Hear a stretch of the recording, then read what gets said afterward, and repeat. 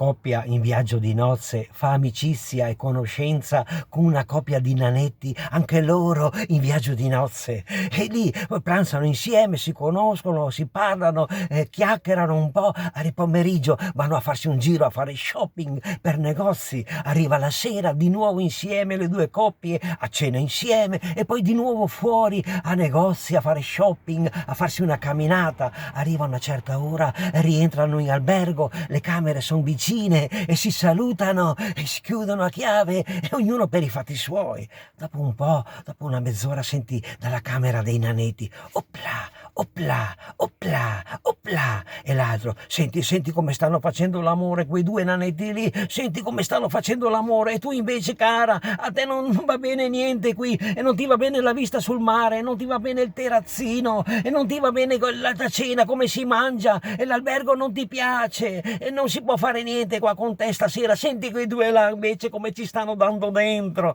Tutta la notte a litigare questa coppia. Arriva la mattina a colazione insieme le due coppie e lì chiacchierano e si raccontano. Il nanetto gli fa all'altro: raccontami, com'è andata la prima notte di nozze? Sì, che ti racconti cosa? La moglie non gli piaceva l'albergo, non gli piaceva la cena, il terrazzino no, la vista sul mare no, e non gli piaceva niente, sesso, niente noi abbiamo fatto. Ma voi due nanetti, ho sentito io, ci avete dato dentro voi. Cosa? Tutta stanotte che ho provato a salire sul letto.